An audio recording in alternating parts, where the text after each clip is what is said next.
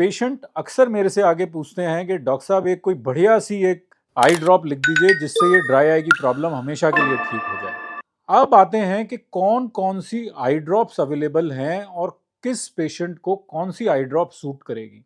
देखिए, आजकल dry eye की प्रॉब्लम इतनी ज़्यादा हो गई है कि हर तीसरे आदमी को ड्राई आई की प्रॉब्लम है और उसके दो मेन रीज़न हैं। एक तो जो डिवाइसेस का जो मोबाइल स्क्रीन और कंप्यूटर स्क्रीन का यूसेज है, और सेकंड है पोल्यूशन। तो इसकी वजह से ड्राई आई की इंसिडेंस काफ़ी ज़्यादा बढ़ गई है और पेशेंट अक्सर मेरे से आगे पूछते हैं कि डॉक्टर साहब एक कोई बढ़िया सी एक आई ड्रॉप लिख दीजिए जिससे ये ड्राई आई की प्रॉब्लम हमेशा के लिए ठीक हो जाए।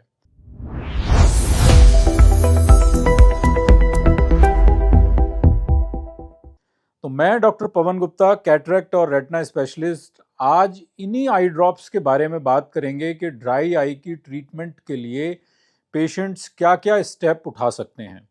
तो देखिए, सबसे पहला जो स्टेप है वो है लाइफस्टाइल मॉडिफिकेशन, कि आप अपनी लाइफस्टाइल में थोड़ी सी ऐसे चेंजेस करें जिससे ये ड्राई आई की प्रॉब्लम ही कम हो जाए। यानी कि डिवाइसेस का जो यूज़ है वो कॉन्टिन्यूसली ना करें, उसको बीच में थोड़ा सा ब्रेक दे दें। जिस भी कमरे में आप बैठे हैं वहाँ पर एक ह्यूमिडिफायर रखें जिससे उस कमरे की एक ह्यूमिडिटी जो है वो मेंटेन रहे। थर्ड है कि डाइट के अंदर आप थोड़ा सा अपने आप का पानी पीते रहें और ओमेगा फैटी एसिड्स जो हैं, जो इन चीज़ों के अंदर जो डाइट रिच है, इसमें ओमेगा फैटी एसिड के अंदर वो डाइट आप लें। तो इन लाइफस्टाइल मॉडिफिकेशन की वजह से भी काफ़ी हद तक आपको हेल्प मिल सकती है। अब आते हैं कि कौन कौन सी आई ड्रॉप्स अवेलेबल हैं और किस पेशेंट को कौन सी आई ड्रॉप सूट करेगी। तो देखिए, ये जो हमारी टीयर फिल्म है ये 3 कंपोनेंट से बनी होती है। इसमें जो सबसे आगे वाला कंपोनेंट है वो होता है लिपिड लेयर का, और उसका काम ये होता है कि भाई आंसू के जो उड़ने की टेंडेंसी है उसको कम करे। तो अगर आपका इस लेयर में कोई दिक्कत है उसको हम कहते हैं इवेपोरेटिव आई ड्रॉप। इस लेयर के पीछे होती है हमारी एक्वस लेयर जिसको हम कहते हैं पानी की लेयर, और ये लेयर सबसे ज़्यादा मोटी होती है। और इसके पीछे एक होती है म्यूकस लेयर जो इस आंसू को पीछे हमारे कॉर्निया और कंजंक्टाइवा के साथ पकड़ के रखती है, और वो लेयर सिक्रीट होती है गॉबलेट सेल से। अब ड्राई आई में अगर इन तीनों में से किसी भी लेयर में दिक्कत है तो पेशेंट को प्रॉब्लम होगी, और कौन सी लेयर में दिक्कत है उसी के ऊपर आपके ट्रीटमेंट और कौन सी आई ड्रॉप आपको सूट करेगी डिपेंड करता है। तो बेसिकली ये जो आई ड्रॉप्स जितनी आज की डेट में अवेलेबल हैं ये 4 कैटेगरीज में डिवाइड कर सकते हैं। एक सबसे सिंपल जो आती है सीएमसी जिसको बोलते हैं, कार्बोक्सी मिथाइल सेलुलोज। सेकंड इसके अंदर है हाइकॉल जो ग्वार के कॉम्बिनेशन के साथ मिलती है।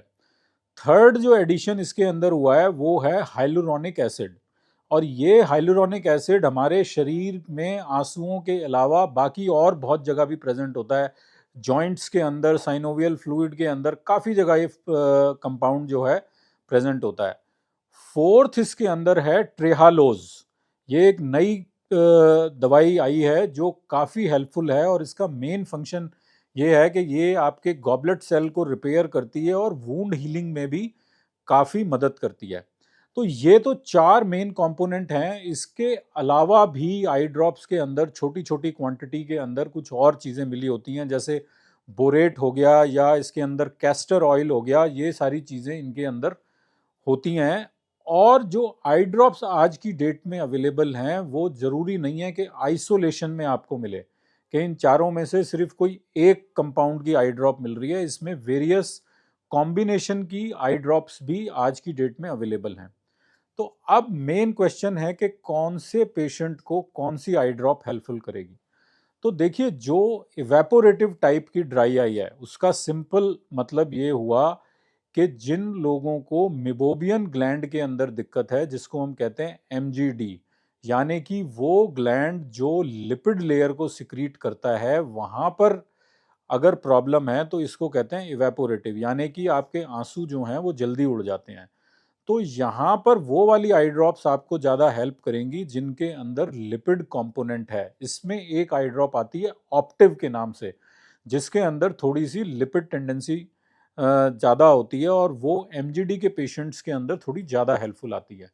सेकंड और जो मोस्ट कॉमन टाइप की आई ड्रॉप जो ड्राई आई है, जिसके अंदर एक्वस लेयर, जो बीच वाली लेयर है, वो कम हो जाती है, उसके अंदर आप जो सीएमसी वाली आई ड्रॉप्स हैं या हाइड्रोक्सी प्रोपाइलिन ग्लाइकॉल वाली जो आई ड्रॉप है और जो हाइलुरोनिक एसिड है, वो तीनों में से आप कोई भी कंपाउंड वाला उसके अंदर हम यूज़ कर सकते हैं। द डिफरेंस क्या है इन सब के अंदर, जो सीएमसी है वो थोड़ी सी शॉर्ट एक्टिंग है, उसको बार बार उसकी फ्रीक्वेंसी थोड़ी सी ज़्यादा हो सकती है।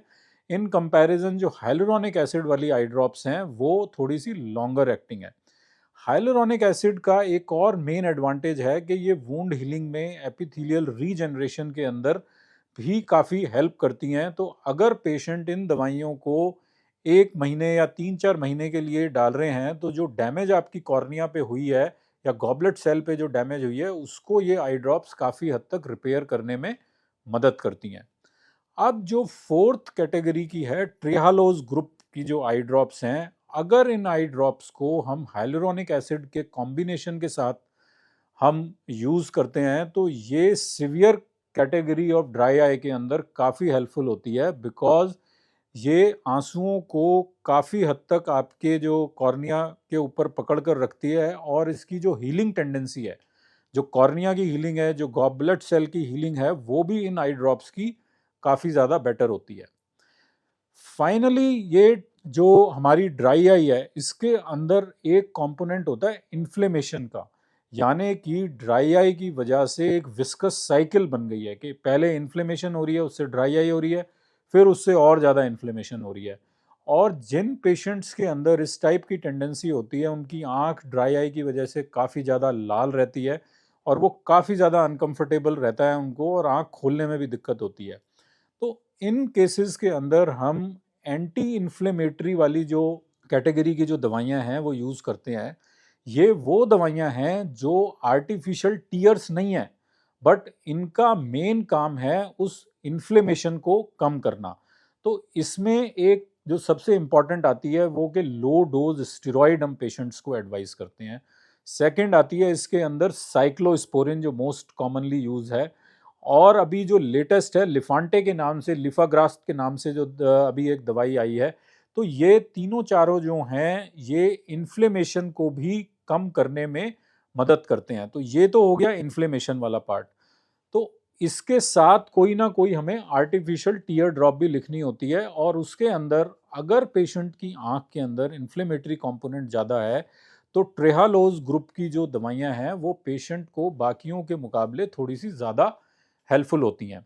अब ये मैंने आपको एक बेसिक साइनॉप्सिस दे दिया कि कितने तरीके की जो आई ड्रॉप्स हैं ड्राई आई के लिए वो अवेलेबल हैं, और ये वेरियस परमुटेशन कॉम्बिनेशन में आज की डेट में मार्केट में अवेलेबल हैं।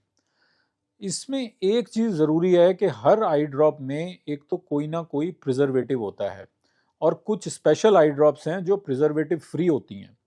तो आपने जो दो प्रिजर्वेटिव जो अवॉइड करने हैं, उसमें एक का नाम है बैक, बेंजाइल एल्कोलियम क्लोराइड। अगर किसी आई ड्रॉप में ये वाला प्रिजर्वेटिव है तो वो आई ड्रॉप आपको नहीं डालनी है, बिकॉज ये प्रिजर्वेटिव आंख को फायदा पहुंचाने की जगह उल्टा कई बार नुकसान भी पहुंचा सकता है। सेकंड प्रिजर्वेटिव है टेट्राहाइड्रोजोलिन। अगर ये कंपाउंड भी किसी आई ड्रॉप में है तो आपने वो आई ड्रॉप अवॉइड करनी है, बिकॉज ये दोनों ही प्रिजर्वेटिव जो हैं ये आई के सरफेस को ओवर लॉन्ग टाइम में दिक्कत पहुंचा सकते हैं। सेकंड, काफ़ी पेशेंट्स में हम चाहते हैं कि कंप्लीट प्रिजर्वेटिव फ्री वाली जो आई ड्रॉप है वो यूज़ करें, और ये आई ड्रॉप एक छोटे छोटे यूनिम्स में आती हैं। और इन यूनिम्स का ये मतलब होता है कि इसमें कोई भी प्रिजर्वेटिव नहीं होता, तो आप इनको बहुत लंबे टाइम के लिए यूज़ नहीं कर सकते। बेसिकली आप इनको एक बार खोलते हैं, 1-2 घंटे में 1-2 बार आई ड्रॉप यूज़ करते हैं, और फिर ये यूनिम्स जो हैं वो डिस्कार्ड कर देते हैं, और अगली बार जब आपको खोलना है तो आप एक फ्रेश यूनिम खोलते हैं। तो ये आई ड्रॉप्स हम वहाँ पर लिखते हैं जहाँ पर प्रिजर्वेटिव की वजह से पेशेंट को काफ़ी दिक्कत हो रही है, या पेशेंट की ऑलरेडी काफ़ी सारी दवाइयाँ चल रही हैं जिन दवाइयों की वजह से उसको ड्राई आई की या कॉर्नियल टॉक्सिसिटी हो रही है।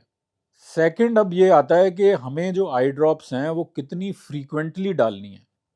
तो देखिए, आई ड्रॉप जो टीयर सब्स्टिट्यूट्स हैं या जो आर्टिफिशियल सप्लीमेंट्स हैं, उनकी जो फ्रीक्वेंसी है वो पेशेंट के सिम्टम्स के ऊपर डिपेंड करती है। तो हम पेशेंट को एडवाइस करते हैं कि अगर आपका किसी एक पर्टिकुलर डे में स्क्रीन यूसेज ज़्यादा है या आप बाहर एक पोल्यूटेड इन्वायरमेंट में ज़्यादा आपकी आना जाना हो रहा है, तो उन दिनों में आप इनकी फ्रीक्वेंसी 4 to 6 टाइम्स भी रख सकते हैं। बट कई बार आपका जो दिन है उतना हेक्टिक नहीं है और आपको आई में कोई प्रॉब्लम नहीं लग रही है, ड्राई आई के सिम्टम नहीं लग रहे हैं, तो ज़रूरी नहीं है कि आपने रेगुलरली ये डालनी है दवाई। तो आप अपने हिसाब से इनकी जो फ्रीक्वेंसी है वो थोड़ी बहुत ऊपर नीचे कर सकते हैं। फाइनली ये वीडियो बनाने का पर्पस सिर्फ ये था कि आपको आर्टिफिशियल टीयर्स के बारे में थोड़ा सा पता लग जाए। इसका ये मतलब बिल्कुल नहीं है कि आप अपने डॉक्टर से कंसल्टेशन ना करें बिफोर स्टार्टिंग द ट्रीटमेंट। तो अगर आपको आँख में कोई भी दिक्कत हो रही है तो आपने सेल्फ डायग्नोसिस नहीं करनी है। आपने एक डॉक्टर से कंसल्टेशन लेने के बाद ही कोई आई ड्रॉप अपनी स्टार्ट करनी है। और एक डिटेल वीडियो हमने पहले ही एक ड्राई आई के ऊपर बनाई हुई है। अगर आपको पूरी ड्राई आई के रिगार्डिंग नॉलेज चाहिए तो आप उस वीडियो को भी जाकर देख सकते हैं। तो उम्मीद करते हैं कि इस इंफॉर्मेशन से ड्राई आई को समझने में और उसके ट्रीटमेंट में आपको काफ़ी हेल्प मिली होगी। Thank you very much.